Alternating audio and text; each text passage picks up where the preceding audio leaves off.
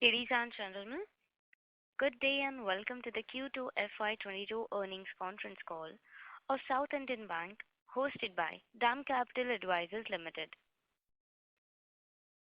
As a reminder, all participant lines will be in the listen-only mode, and there will be an opportunity for you to ask questions after the presentation concludes.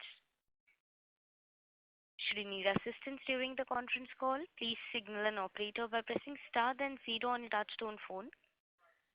Please note that this conference is being recorded. I now hand the conference over to Mr. Pritesh Bam from DAM Capital Advisors Limited. Thank you, and over to you, sir. Thank you, Rutuja.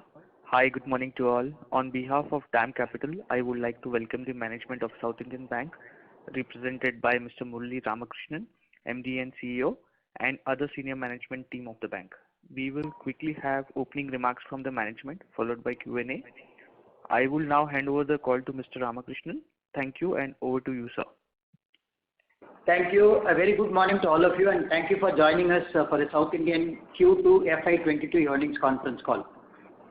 We are joined by my colleagues, Mr. Thomas Joseph, Executive Vice President and Group Business Head Sales, Mr. Anto George T, Head HR and Admin, Mr. Sanjay Sinha, Head Retail Liabilities, Mr. Leelanand, Head Treasury, Ms. Chitra, CFO, and Ms. Minu Munjali, GM Credit. We hope that you and your family are safe and healthy. We continue to appreciate the efforts of our employees who have shown strong resilience and the ability to adapt to changing circumstances. With the help of vaccination camps organized in our offices across the country, about 96% of the staff are vaccinated for COVID. Coming to the macroeconomic factors, the Indian economy started gradually picking up alongside gradual easing of second wave of COVID restrictions since second half of June. The economic indicators like GST collections, IIP, etc. have gradually improved over the last few months. Further, the inflation has remained within policy range and the RBI continued to hold accommodative view. However, given our big presence in South India and there was a prolonged lockdown in some states, the bank saw improvement in business activities from September 2021 onwards.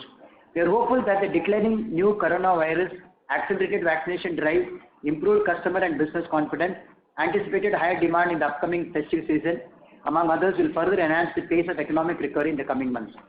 The bank has undertaken multiple transformation projects starting October 2020, and we are seeing traction in each one of them. Let me give a brief of the major shifts which had happened over the last 1 year.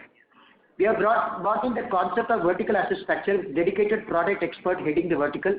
The full structure dedicated team has been put in place by end of July 2021, and we have started seeing business gradually improving from September onwards. The bank has launched a few retail asset products in line with our stated retail products roadmap for the medium term. Our strategy to improve profitability through quality credit by introducing unsecured retail business is showing a good traction. The bank entered into a partnership with FPL Technologies to launch co-branded One Card metal credit card. The SIB One Card comes with features such as lifetime validity with a zero joining and annual fees, 100% digital customer onboarding process, instant virtual card issuance, instant issuance of reward points, and easy redemption within the app, etc. Even digital banking being one of the focus areas for us, this next generation credit card is the best product to offer to India's young population. The credit cards were initially launched for employees, which has now been extended to our customer base of 65 lakhs. We had issued over 4,000 cards as we speak. The bank has also launched another high-yielding pre-approved personal loan. The personal loan is offered based on the imputed income and various time-tested algorithms in type with Credit Bureau. The bank has seen initial success and disbursed over 100 crores in a month of personal loans for the month of September. We are launching other pre-approved asset products to augment growth and profitability in the coming quarters. Coming to branch banking, we have revamped the branch banking structure by bringing in a layer of cluster heads to improve span of control and bring focus on strengthening liability franchise. Further, we have identified dedicated vertical heads for branch banking and NR business, which has been instrumental in building strong growth in CASA ratio from 25% to 30.8%.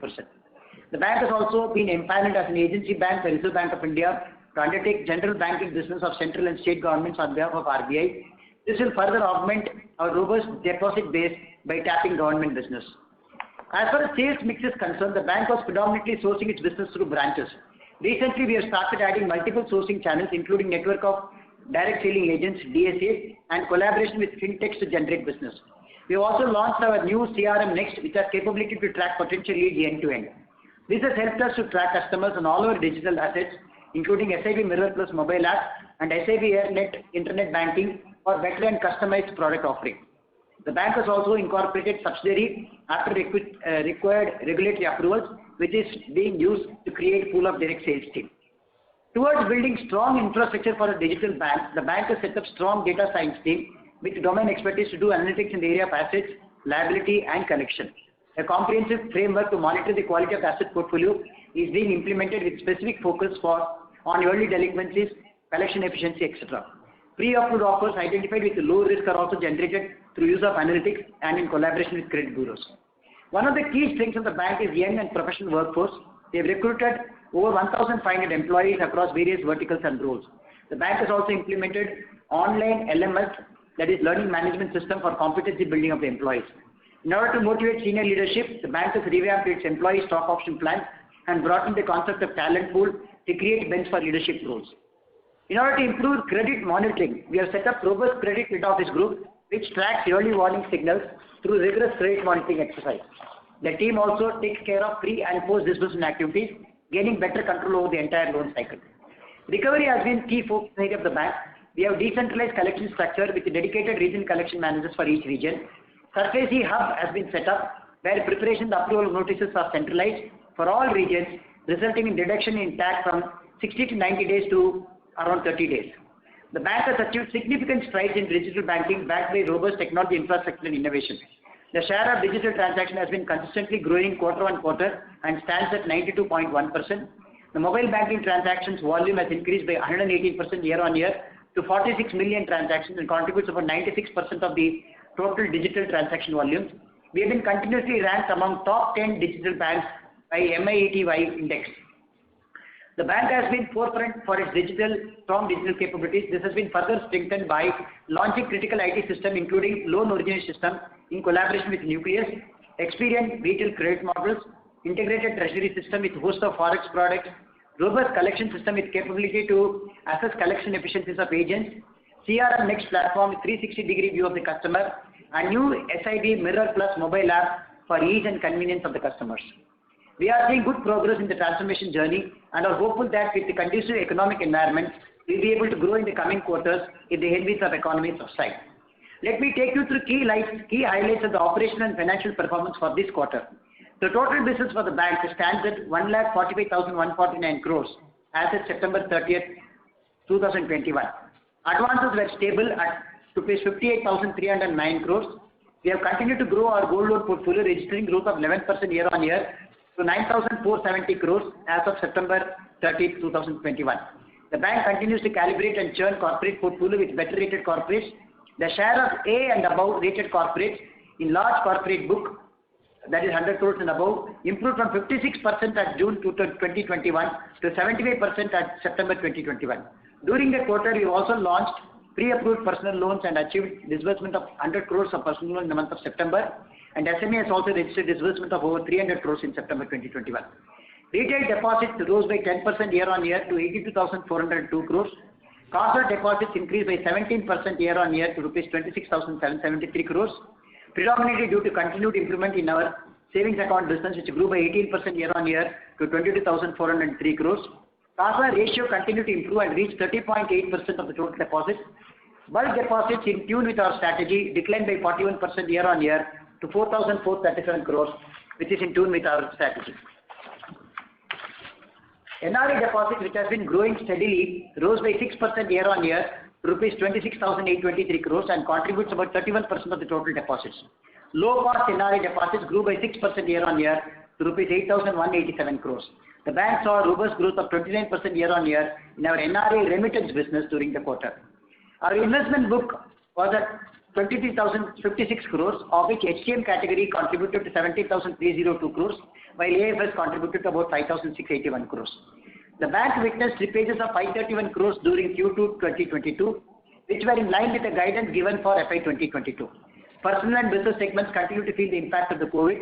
The bank had restructured rupees 579 crores worth of loans under OTR2 framework, of which business segment is about 348 crores, personal segment is 176 crores, and corporate is 55 crores.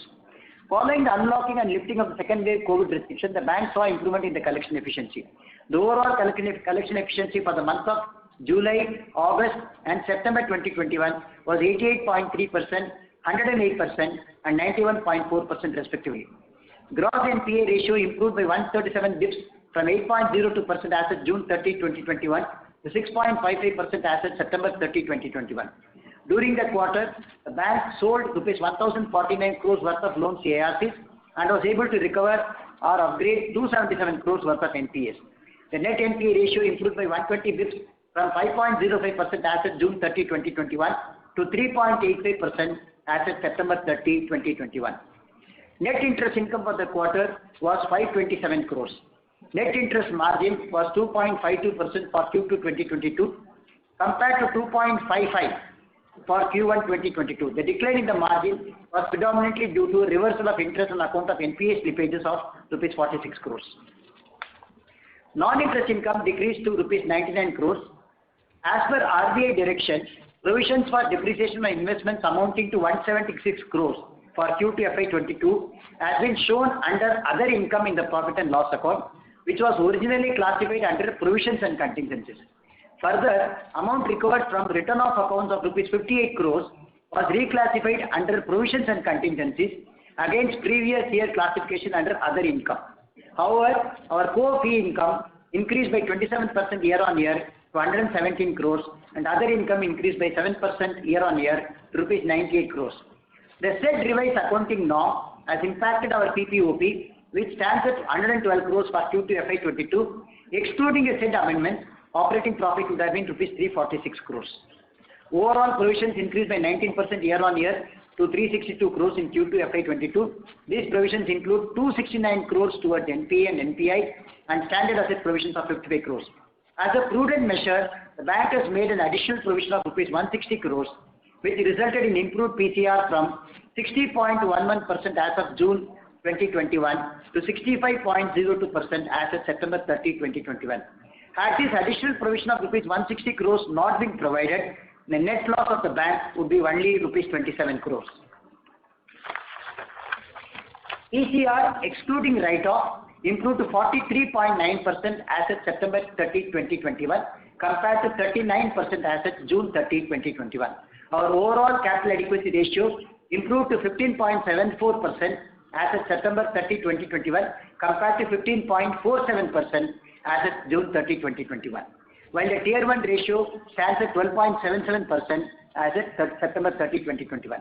We believe that our strong and diversified franchise, large distribution network, structural changes to bring about growth, infusion of talent and technology capabilities with improved tools will provide us the ability to leverage opportunities for profitable growth in the coming quarters with the headwinds in the economy tapering.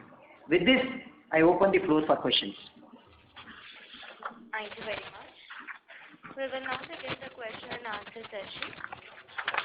Anyone who wishes to ask a question may press star and 1 on the touchtone telephone. If you wish to remove yourself from the question queue, you may press star and 2. Participants are requested to use handsets while asking a question. Ladies and gentlemen, we will wait for a moment while the question queue assembles.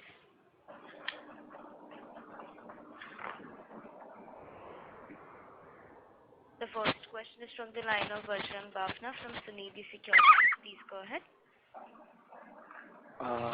Sir, just if you could, help us to understand, we have not seen any increase in number of branches, but during this quarter, the number of employees, has been increased and we are in the hiring mode. So, you could help us to understand what is the, rationale behind this new hiring and what sort of, business activities, this segment is going to pick up.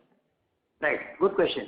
See, if you understand the strategy, we have actually moved away from the branch-based sourcing to the vertical-based sourcing for assets. Right, that is one. And second, in the distribution side, we have brought in the layer of cluster heads above branches and regional heads are above cluster heads. The way we have organized now is sort of 8 to 9 branches will be reporting to cluster head and 5 to 6 cluster heads will be reporting to regional head. This is a structure of This is the structure of on the liability and distribution side. And the retail asset vertical side, asset side, we have a business head under who there will be zonal heads, and there will be regional heads, and then there will be SMs and RMs, which is of course different for each of these business lines. So the number of people who we have added need not necessarily be for opening of new branches. These are basically to fill in the slots which are required for beefing up the business structure in the asset side, and to fill in the vacancies which arise out of the relocation of people from branches into verticals, as well as people who retire, people who resign. So we need to fill in those slots, because of which the overall hiring has happened. So, and also as I read in my opening remarks, we have created a lot of support divisions. For example, CMOG has been brought in. We have brought in data analytics team. We have brought in marketing team.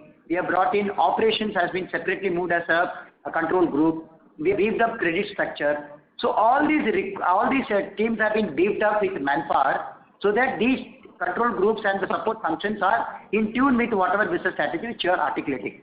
So these extra resources who we have hired are not necessarily for any new branches. Of course, we keep reorienting our branches. We do some consolidation of branches, and any license which gets released out of that, we go and open branches in a location where we are not represented. That way we have been opening some 5 to 10 branches every quarter. But the overall strategy of the bank is not to really go full log on brick and mortar into digital way, because the banking is going to move from brick and mortar into digital. That's going to be the future of banking. In tune with that, we have opened a full digital branch also, and also these asset products, we are actually moving towards digitizing the entire loan process. That's the reason why we are buying in Nucleus platform. We are also looking at evaluating an SME platform. We have also brought in complete fulfilling happening through digital for personal loan, credit card. So all these are with the aim to ready the bank for the future of banking, which is going to be completely digital.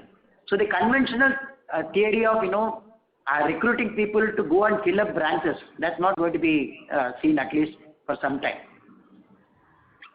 Okay, got it. And my second question is that if we see the consolidation that was happening post you came in, and in this COVID period, we have seen sizable consolidation of balance sheet that has happened, where we have not grown our loan book, and a lot of calibration has happened, and we have moved to a lot of AAA or maybe A-rated plus corporates in this time frame. So, the risk profile has been reduced, to a great extent, for the bank. But moving into now, we are seeing, there is, some amount of pickup which is visible, and we are not visualizing, any sort of third wave which is in our way, and a lot of other smaller banks or the NBFCs are also talking about, the growth to pick up in these segments. So how we are going to place ourselves, maybe in next 6 months or the next year, where we are seeing, the loan book to grow, because unless and otherwise that happens, the operating metrics will be pretty difficult for the bank to improve. And since now we have increased the cost by hiring new people, so we need some sort of business to justify, this cost increases. Thank you, sir. Very, very good question. I'll answer it in 2-3 parts. First of all, I want to tell you that we have, as you said rightly, we have done a lot of consolidation, basically correcting the balance sheet quality, in terms of portfolio quality, by bringing in good quality cases across the business lines, not necessarily in corporate alone, but across the business lines. And just to give you a data, from April till 2 days back of this month, actually we have disbursed more than 10,000 crores, which is actually in tune with the target which I had set for myself. So while you might be seeing the degrowth in the book happening primarily due to 3 reasons. One is the book which is turning out to be NPA due to slippages, obviously most of them. The book which is getting written off, where we have taken full provisions, that goes out. There are bank-induced exits which happen, and there are some customer-induced exits due to low rates prevailing in the market. So all these have been leading to something like 2,000 to 3,000 crores of dip happening every quarter due to the combination of this. But if you look at book as of, compare that with the book as of June end, we are down only by 10 crores. What does that mean? The 2,000 crores which we are regularly seeing quarter on quarter dip due to repayment, due to movements happening, bank-induced movements, as well as customer-induced movements, as well as slippage, etc. We are now we have compensated with a good quality book which is coming in. So if I were to say, if I were to say this 10,000 crores of new disbursement which has happened, if they are of high quality, you can imagine that in a 58,000 crore book, if you are adding almost 1/5 of that of a high quality, you can expect the terms of quality of the book which is going to get built as we ramp up our business is going to be far better. Why am I saying that it will be quality-wise it will be far better? For the various reasons we talked about, how we are strengthening the entire credit collection, data analytics, and all those support functions we talked about. So to your question, whether we are seeing growth happening, that is exactly why I read out some of the data with respect to personal loan, with respect to SME, with respect to corporate, how we have seen traction happening even as and when this thing set up by July, we have started seeing traction happening from August, mid-August onwards. So, and as I am talking to you, we are already seeing some traction happening in this quarter. So I am very hopeful that with the way we are now organized, we have organized ourselves, we are going to definitely see good growth happening across all product segments. But I am very, very clear that I am going to be doing only quality growth. Between quality and growth, I will prefer quality definitely, because I cannot afford to have any dip in my quality of the book. Therefore, if that means I need to forego a little bit of growth, I am fine with that. So I want to do we are in it for long term, and we need to definitely do all the right actions for the short term to ensure that we clearly reorient our balance sheet and P&L for positioning it for much better way to exploit the market opportunity to be coming as we move along the various quarters. So while I do that, I will strengthen all the other key infrastructure required for running a good bank in terms of improving our collection, in terms of improving our strengthening our legal recourse and recovery through legal recourse, to improve our good operations, ensuring that there is no conflict of interest. There is a good training of all the manpower happening. There is a good science getting used for coming up with the pre-approved offers for various products, etc. So we are putting all those very, very fundamental blocks which are required for creating a good institution, which is what I am trying to drive at. Got it. Thank you, sir, for that elaborative answer. And in terms of asset quality, this is my last question.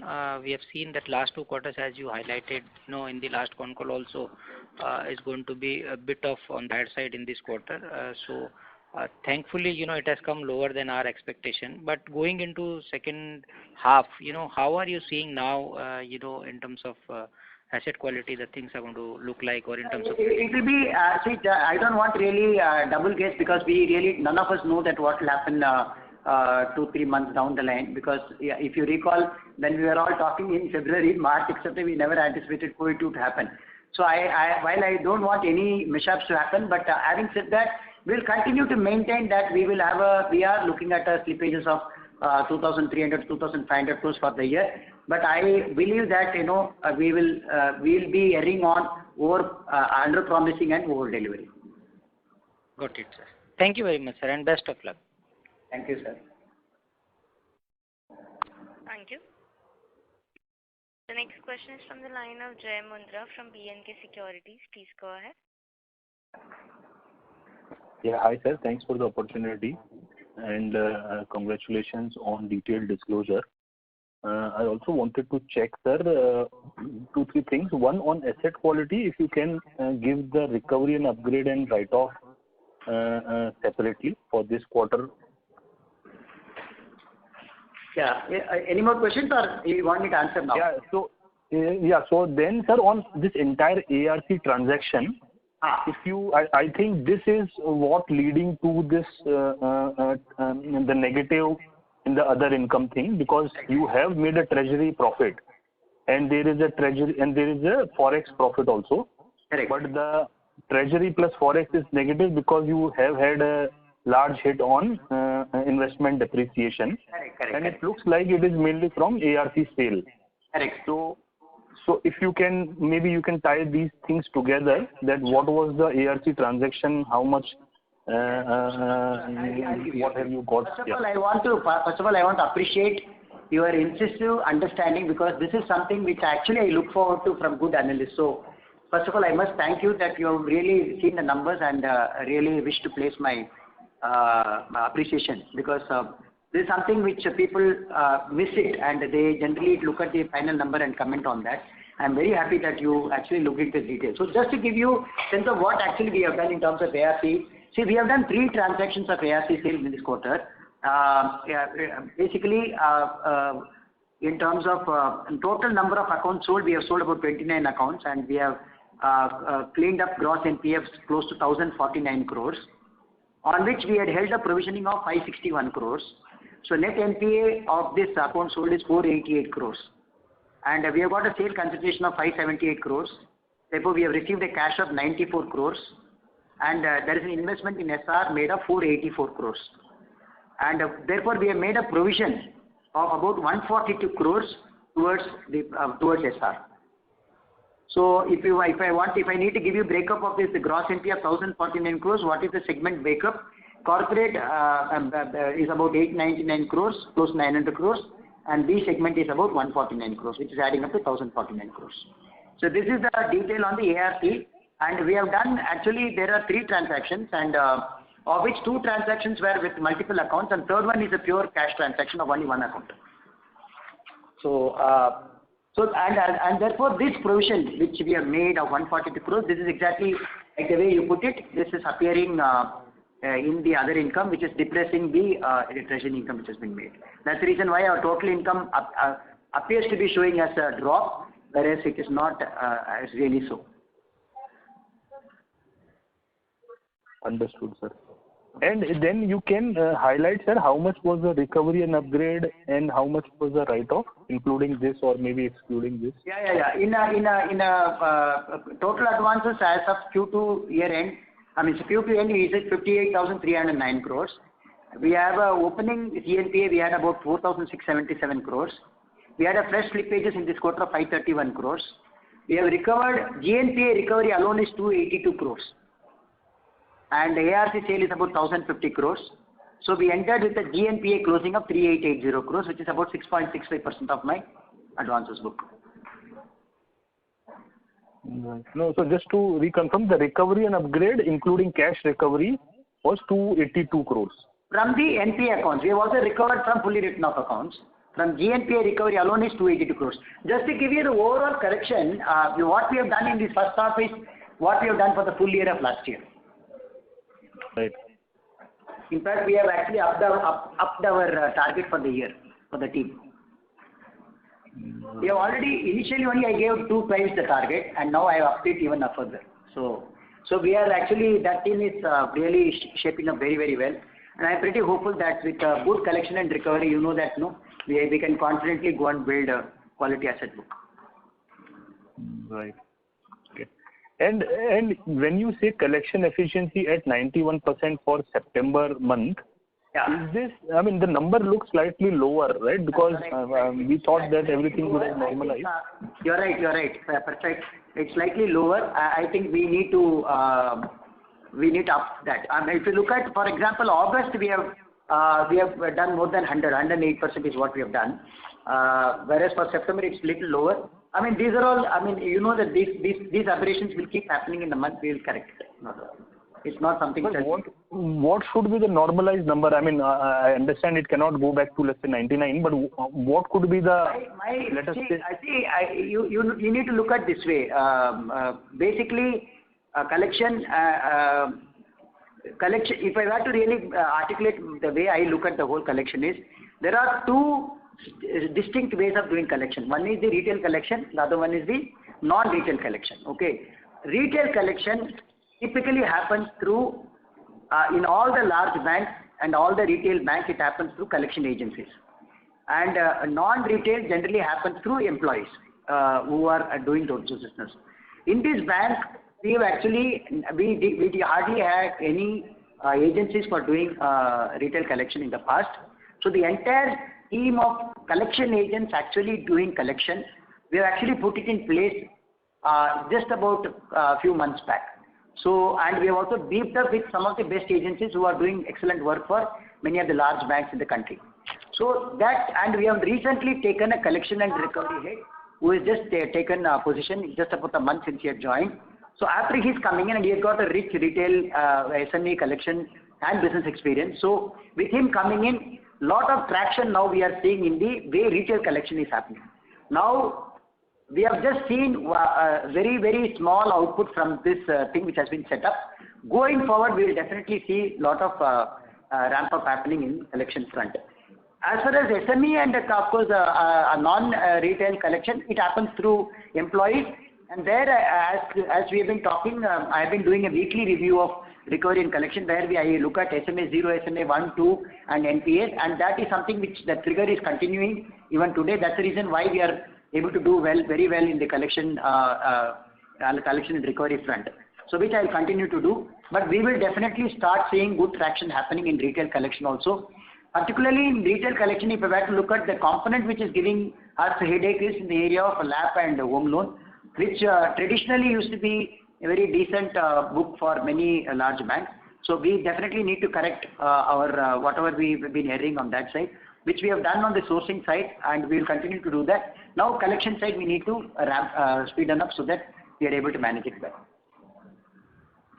But as I am talking to you, if you have to look at collection efficiency product-wise, housing loan for July was 100.3, for August 99.7, for September 102.8. Vehicle loan 99.9 for July, 100 for August and 101 for September. Mortgage is 103.6 for July, 97 for August and 102.9 for September. So they are all now falling in place. Now it's a question of going and cleaning that up so that and it's not a very large book. As you know, a retail book for us is not a very large book. So once we clean this up, I think with the way now the teams are put in place, we'll be able to see good traction happening in the business one. Right. And so just last two things. One is you had mentioned that you will be retaining your 2,500 crores of gross slippages estimate that you had at the beginning of the year. Is that right? Yeah. Right. And secondly, sir, if you can also highlight the let us say recovery, how should one look at recovery and also the let us say provisioning requirement, because historically your ARC sale have not, they have given a shock in terms of maybe after 1 year, 2 year down the line when they are coming for MTM. So while you have had, if I look at it now, you have 50% provisioning on ARC book.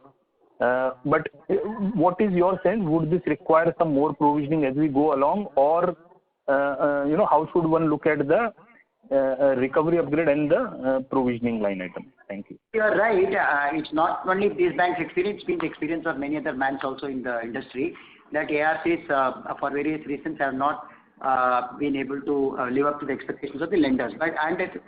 Quite honestly, if you were to look at last 1.5 years, I think they are also operating the same ecosystem which we are all operating, and we know how much of ecosystem was supporting or not supporting the collection and recovery. In many of the courts where we did not have people to take calls, etc., many of the restrictions were there in terms of movement, etc. So I think there is a bit of consolidation happening even amongst the ARCs if you look at it. So the communication today which is happening with ARCs is also that, we are not too happy with the way things have happened in the past. So they are also now, whenever they buy a portfolio, they also factor in what is likely to be, because they are also taking part in the investments. If you look at 85-50, they also take part in the SRs, and many of them, their capital and all is fairly limited. So they over-promise and under-deliver all the time. So we are quite conscious of the past history of the ARC. That's the reason why we are also proactively looking at how we can accelerate the provisioning so that we are not seeing too much of fluctuation going forward. But if indeed the collection improves, which is what I am hoping, because with the way now they have also revamped their teams, etc. Now they are also very carefully looking at, before they commit any sale value, etc., they look at the feasibility of collecting money from each of those underlying accounts. So all that rigor is now going into them also before they purchase the pool. So I think it's going to be definitely a partnership which we need to work with them to ensure that both of us meet up with our expectations. So we'll see. We will have to take it as it comes. As of now, I will anyway be sharing with you as we go along how we are faring in that. So we will always take the right action to ensure that we don't slip on those. Sure. Thank you, sir, and all the best. Thank you. Thank you. The next question is from the line of Vibha Patra from Fair Connect. Please go ahead. Yeah, thank you for taking my question. My question is again on this ARC sale. You said that gross value was 1,049. You already had provisions of 561. But still you made 144 crore provision. So if your net value was already 488 crore and you received 578 crore, what is this 144 crore provision on account of? It's a additional provision which you are keeping. This is exactly what I had answered in my earlier questions. This is just to be on the conservative side. Okay, but when typically ARC invest, they do the fair value, of the transaction. As per that, fair value was 578 crore, and you were carrying 488 crore. Despite that, you took additional provision. Correct, yeah. Which we also had. See, if you recall one of the questions, I'm sure if you have been part of analyst call, something which we have been always asked about is PCR ratio, net of rate of gross of all that will be something which we keep talking about. So we in order to ensure that we also meet up with the overall briefing of our PCR ratio, etc. We thought it makes sense to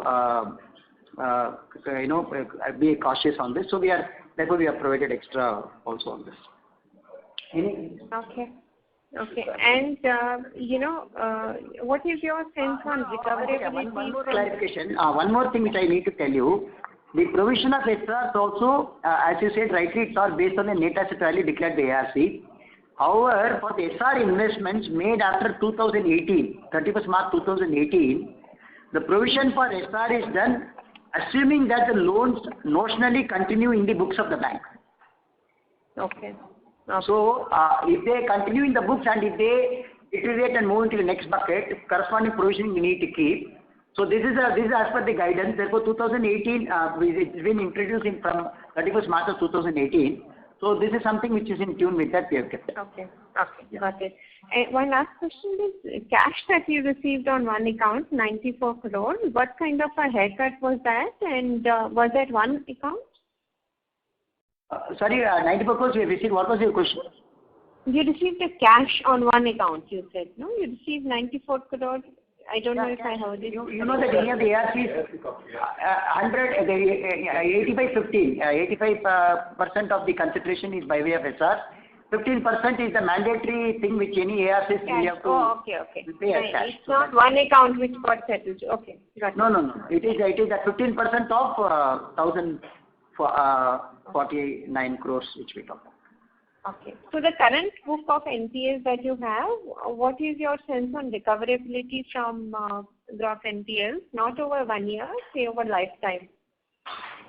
It's a very difficult question to answer. I mean, I can only talk about how well we are doing in the recovery as against the recovery and collection as against the targets which are keeping for ourselves. My goal for 2024 March, as stated in my strategy document, is to bring down gross NPA levels to the range of 2.5 to 3%. That's what we want to aim to work towards. So that can happen, in my view, based on 2-3 initiatives. One is clearly we will have to keep adding good quality portfolio so that our denominator with a good quality portfolio will keep adding up, which will obviously bring down as a percentage of the stressed asset, it will come down as a percentage. Number two, we will have to continue to do resolution of our NPA cases, either by going for a settlement or legal recourse or any of those various measures which we have. And we need to constantly do a good collection in the SMA 1-2 books so that they don't slip into future NPA. So this is a continuing exercise, I think, which we need to do. Right now, as we are talking, the last 1.5 to 2 years, we all had the disadvantage of economy not being very supportive. There are a lot of headwinds in terms of improving your denominator by way of by way of sourcing more and more new cases. Now with things which are coming on board with whatever we are seeing as traction from mid-July onwards, we expect the growth to happen in the asset side.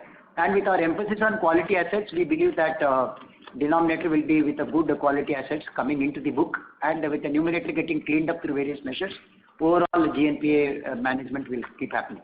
And anyway, we will take stock every quarter and see how to manage it so that we are able to get good recovery. At the same time, we are able to meet up with the expectations which we have set out for ourselves.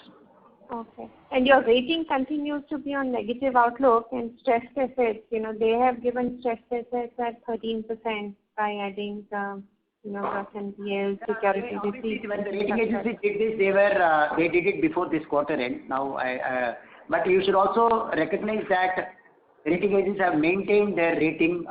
Both the rating agencies have maintained their rating because they also saw a lot of merit in the way the bank has been putting its strategy in place and the way the bank is going about transforming its various functions and divisions.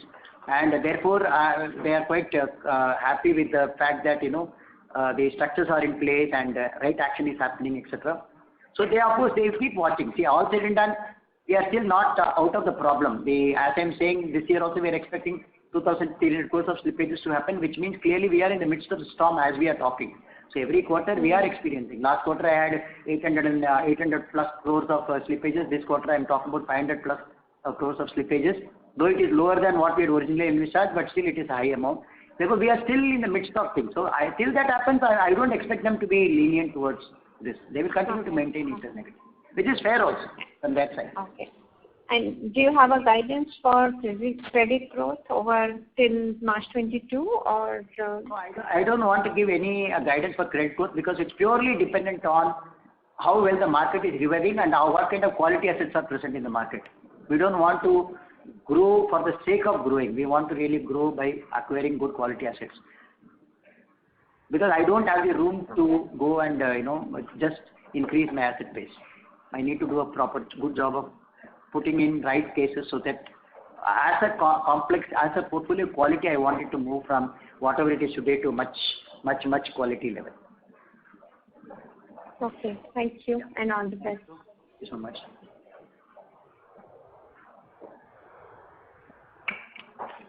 Thank you. The next question is from the line of 2B Rex, an individual investor. Please go ahead. Hi. Sir, it's been 3 quarters since we have disclosed the Vision 2024 strategy document. Are we still in track and what is your feedback on it? Are you happy with the progress? Yeah. So see, let me give you a little bit of a context there. See, Vision 24 document was formulated in the month of September last year and we presented it, we made it out by something like November. So when this was in the midst of COVID-1 and COVID-2 was not anticipated at all. And clearly whatever was happening in April, May, etc., obviously no one could have foreseen. So whatever we had spelled out as a strategy document was of course taking into account that this is what we needed to do for the bank in order to look at the various metrics by which a bank's performance will be measured. So we have put our own wish list of where we want to be by end of 24 March. But in April, and this we stated as a strategic intent, we said that we will drive profitability growth through quality credit using 6C strategy where we articulated where we want to be in all these C's which we are talking about: CASA, capital adequacy, cost income ratio, competency building, compliance and customer focus. So in all of this, I am happy to say that in every one of this we have shown good progress in all these areas. And capital adequacy, I am sure all of you who have been tracking this institution for some time will know that we are now sitting very comfortable at about 15.7%. Clearly, our goal is to really be on par with some of the best run banks of looking at 18% capital adequacy, which is what we are targeting, though our strategy document talks about, a comfortable range of 16% or something like that. So with respect to CASA, we have clearly seen a track from 25% level to 30.8% as I am talking. Now you should remember that with the way we are now improving the franchise of NR, TASC, government and retail, these are the 4 channels by which we are increasing our CASA, and with our re-strategizing the customer target segment which we want to really reorient, with which we believe that with more and more new asset customers getting onboarded and with the way our retail liability is going to be geared up for sourcing more and more of CASA, more and more of doing cross-sell, identifying good quality customers to be onboarded and getting more and more salary mandates, working with the corporates and through an ecosystem where we tap all their potential business opportunities, etc. We believe that quality of accounts which will be adding will be far more. So with all that, I am hoping that though I set out a target of 35% for March 24 as far as CASA is concerned, I am pretty confident that we'll be able to reach that level much before that. As far as competency building, I spelled out what all we are doing. We have completely mapped our leadership team, top 60 people of the bank. We have completely mapped their leadership capabilities, and we are working as a team to bring out our best. And this team is working without any boundaries, and all of them are really passionate about bringing about this transformation which is happening in the bank. And as mid layer and lower level of management is concerned, there is a whole lot of initiatives which are taken to build their competencies, both in functional as well as in the soft side, through building e-learning modules, and we are now acquiring a learning management system with which we'll be able to make our employees learn in their own leisure time, and really equipping them with a lot of skills, with which we believe that a big efficiency and productivity improvement will happen. As far as customer focus is concerned, a whole lot of initiatives we have taken on the technology side. With all that, we believe that, and we continue to feature among the top 10 banks in the digital index which the Government of India is bringing out, and our digital traction is more than 92% of our transactions happen through digital tools. So with all this, I believe that customer focus, customer convenience, all this is really given a lot of importance. And as far as cost to income, this is one area where I must say that we are still to do a lot of work. This is primarily due to two areas. One is income, as you said, as we've been talking about. Income definitely has to come from more and more of asset build-up happening, with more and more of better margin business coming in, and with the market also supporting us for growth. Now, market supporting us for growth clearly suffered due to COVID, which we have started seeing traction now, with which that will improve. As far as high income product is concerned, I mentioned about how we have made traction with now gold loan, credit card, PL, with which we will be definitely looking at high yielding products without compromising on quality. Third thing is, as far as cost is concerned, we have brought in a lot of efficiencies in many areas, but as far as the employee cost is concerned, because of the settlement which happened as IBA, where institutions follow IBA structure, we clearly need to follow whatever is the settlement which happened. And that impact is something which I need to carry it in my books, and I have no choice on that. So that is something which will definitely is hitting us a bit much more than what we had originally envisaged. But given that what it is, we need to see how we can work on other areas so that the ratio is brought down. And as far as this employee benefit is concerned, you must have heard about the recent guideline where family pension thing which was talked about, where regulators have given a concession for all the institutions to take the delta hit over 5 years, but we did not want to take it for 5 years. We want to provide for it completely in 7 quarters. We want to complete everything by March 23 itself. So wherever it's possible for us to do the accelerated provision towards that, we are taking those accelerated provision also.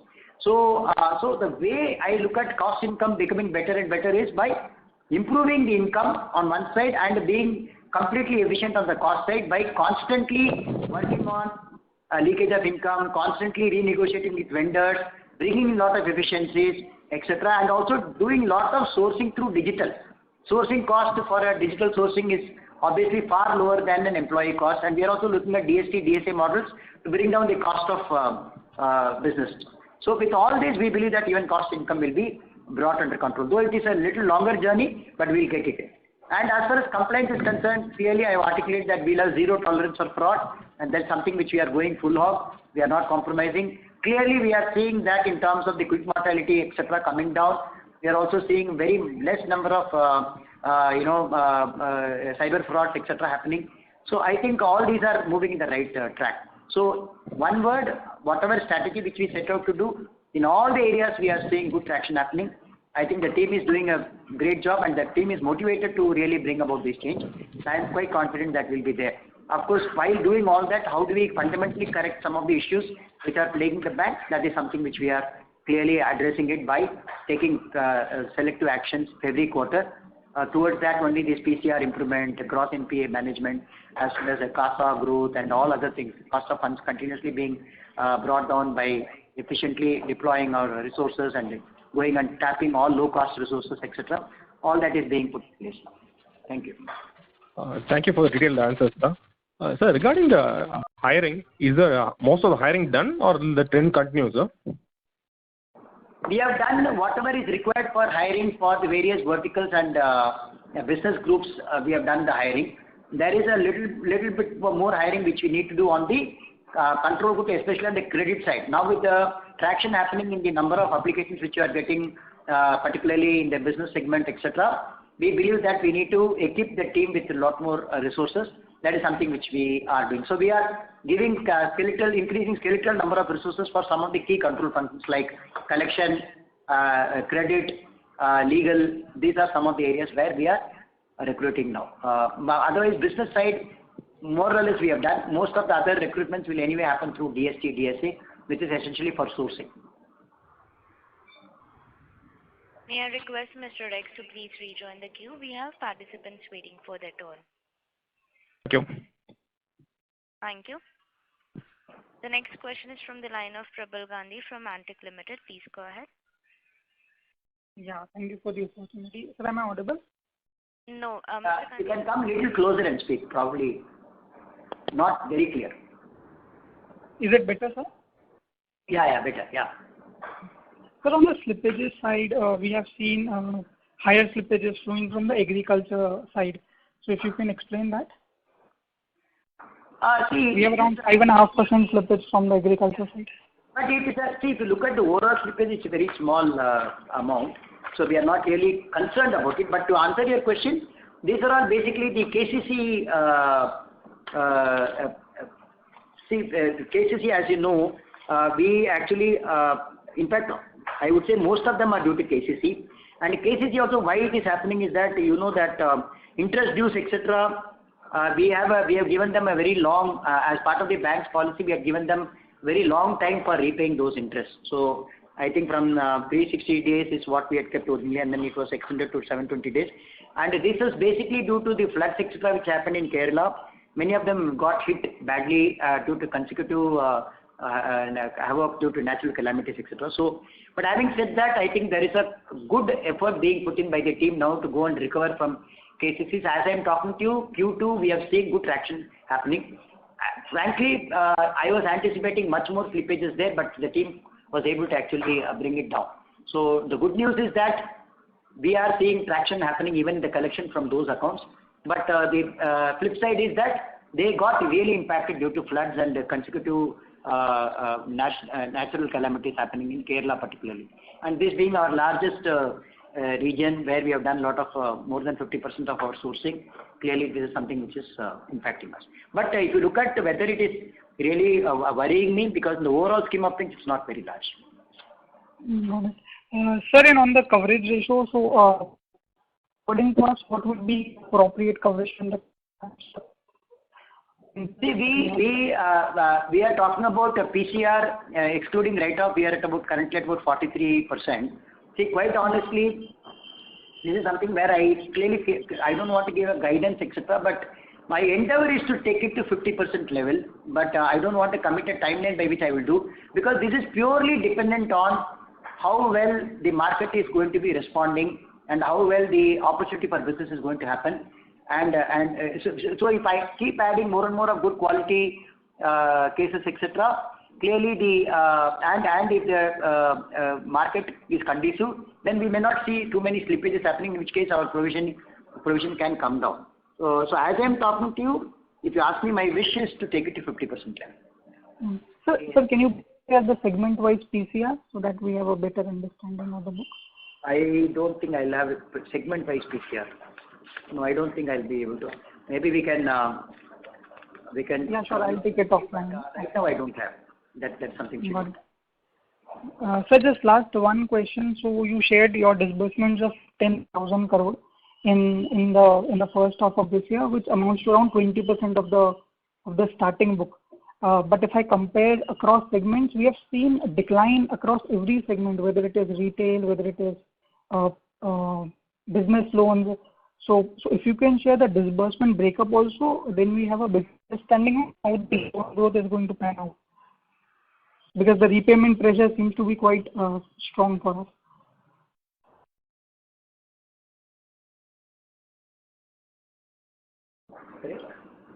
May I request Mr. Prabal Gandhi to please repeat your question, sir? Sure.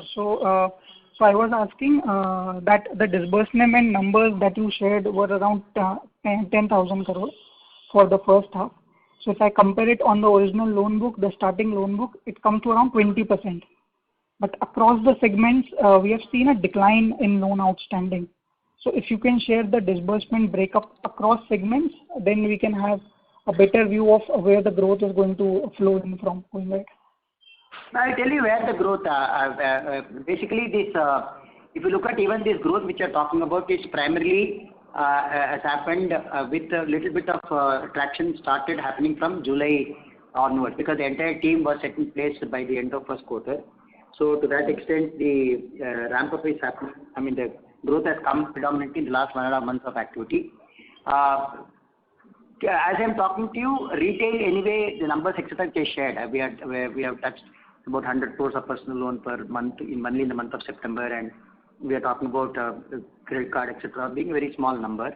So corporate, where predominantly we have been sourcing A and above kind of rated cases etc. is what we are sourcing, and that is there. We are also seeing some good opportunity in very short-term products, where if you are looking at a AAA kind of institution which is looking at, let's say, 500 crores of this discounting etc. for 90 days, 120 days, 180 days etc.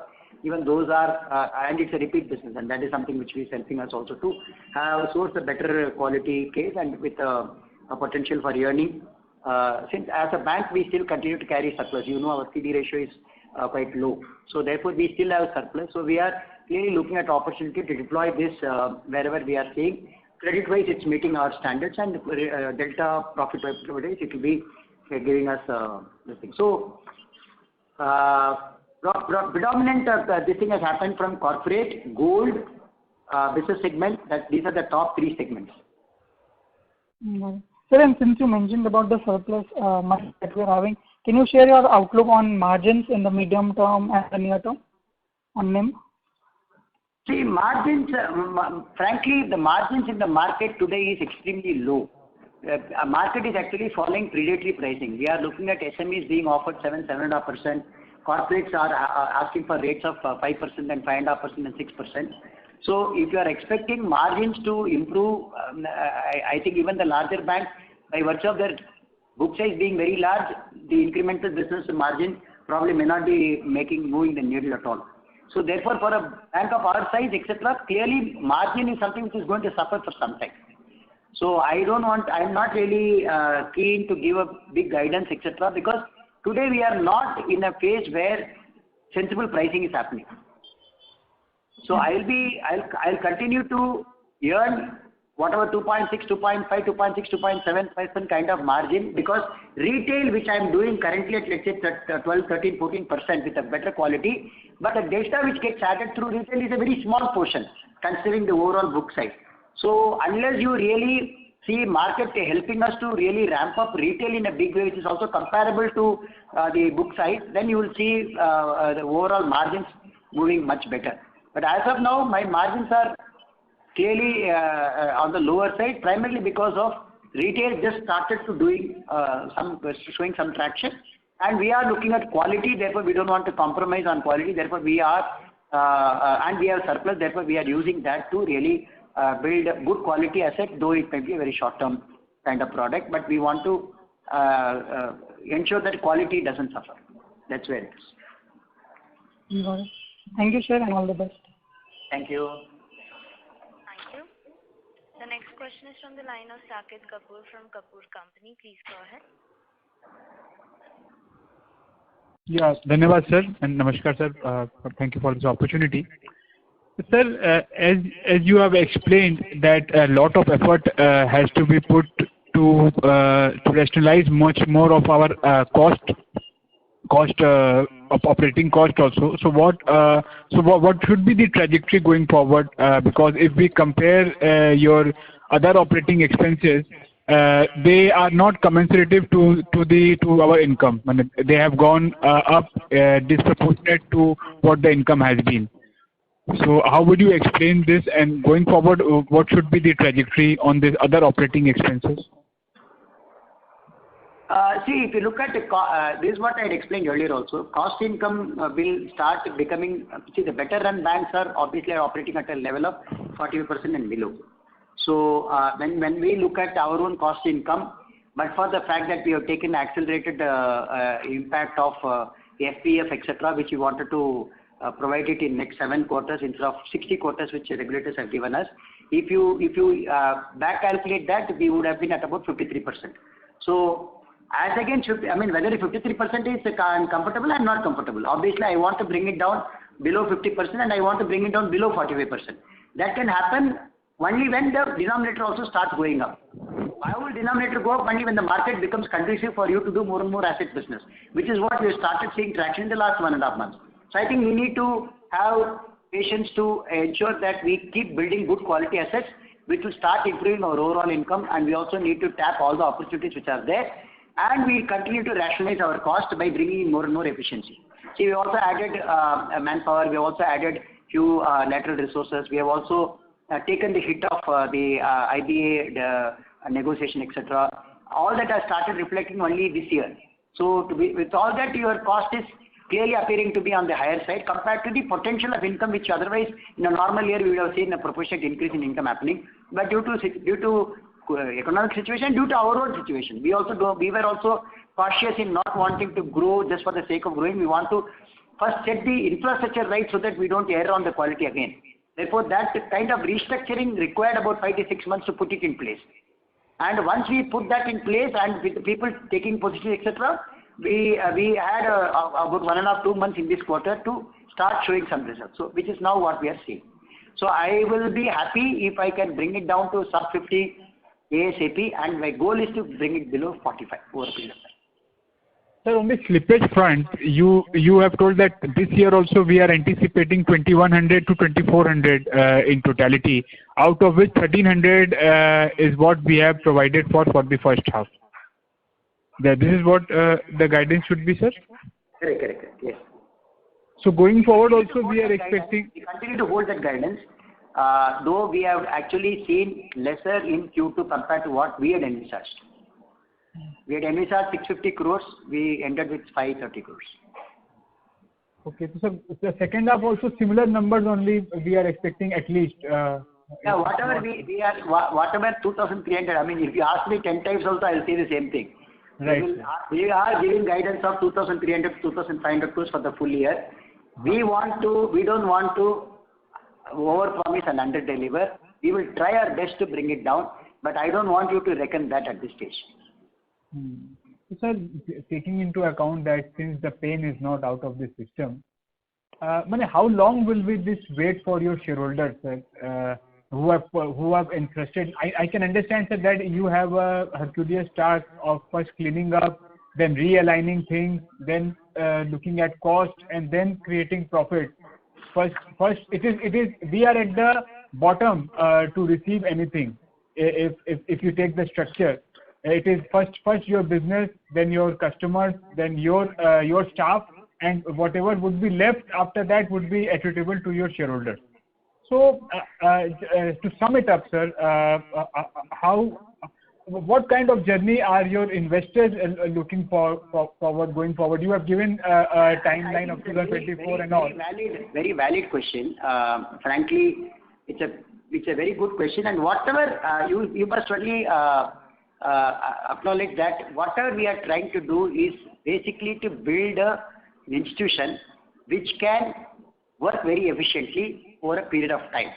See, as equity investor, equity investors, I'm also an equity investor, therefore I know that we are into equity because we are willing to take the risk. So your question of how long do I take the risk, etc., it depends on your risk appetite.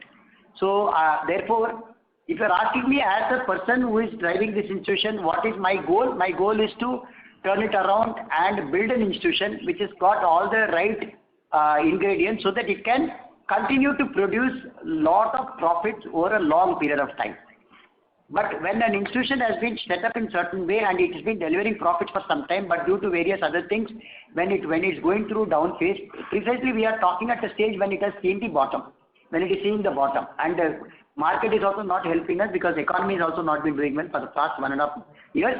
And particularly this bank had seen the natural calamities hitting the bank consecutively year after year.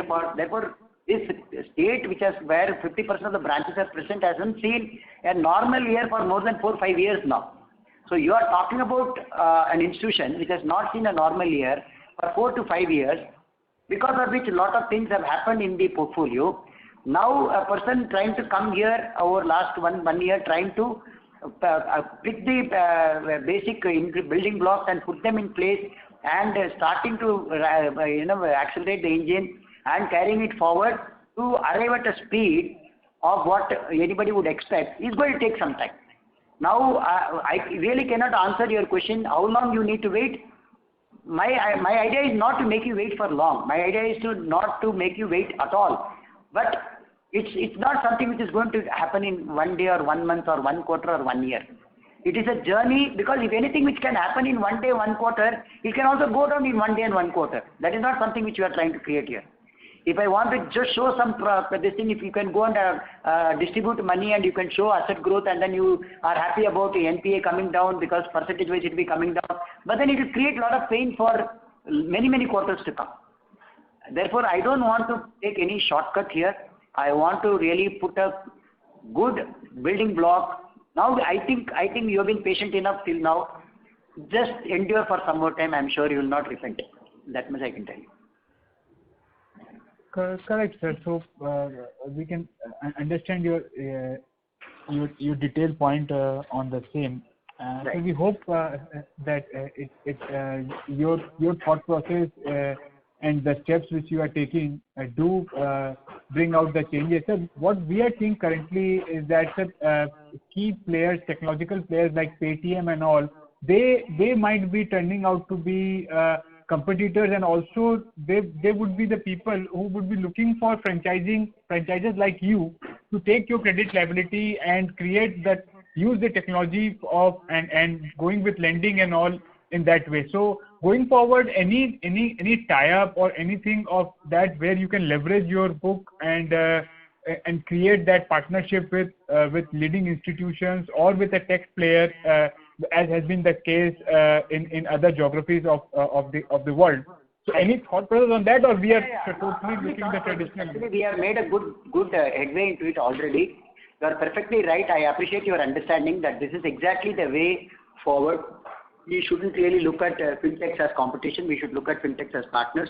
Towards that, we have already started associating with a fintech for our gold loan, and we are, as I am talking to you, we are exploring a couple of such opportunities where we can we are wanting to tie up with people so that we can leverage on their technology capabilities and we can use our distribution strength. Currently, obviously, I cannot reveal any of those names extra because it's all in very initial stages. So as we go along, if you ask me whether we are thinking on those lines, we are not only thinking, we have made good headway on those lines. Whether this is something which is needed to be done, obviously it needs to be done, and clearly bank is not shying away from thinking that this is the way to move forward. The entire digital growth, in fact, the elaborate thing which I talked about, how we are equipping ourselves through technology assets which we are building across, is essentially to make sure that the bank is well invested in technology products to be ready for leveraging the digital ecosystem which is going to come in. So for that, definitely tie up with the fintechs are a must. And as I am talking to you, we have also finalized, for vendor and dealer financing, a partnership with a fintech through which everything will be done through the platform. Similarly, for retail, LOS, end-to-end thing will happen through a platform. So once we create the platform, once you have the credit models in place, then it is your imagination to go and clearly define your risk appetite, and you can tie up with anybody. Because you know that even if they source junk, you can get them rejected because your credit system is strong. So once we build that capability, then the sky is the limit. You can actually go and tie with anybody and everybody. Of course, depending on whether their culture and risk appetite matches with yours. Thank you. Ladies and gentlemen, this was the last question for today. I would now like to hand the conference over to the management for closing comments. First of all, I want to thank all the analysts who have taken part, and we are still going through very tough times, so please take care of your health. And second thing is, I am very happy to see a lot of good quality questions, not merely going by the opticals of the numbers, but really wanting to get into details of what the management is trying to do and where management is seeing traction happening and how management is wanting to bring more changes. And such questions, I think it's very, very encouraging, and I'm very, very happy to really be giving explanations for those questions. I will really encourage more and more such questions to come rather than some optical questions, which is actually not helping any institution also to correct themselves in the right way. Because just to give answers, they might do something which may not really be good for the institution. I am very glad that some of the questions were really incisive, and it has been asked after doing some homework, and that is something which I really appreciate.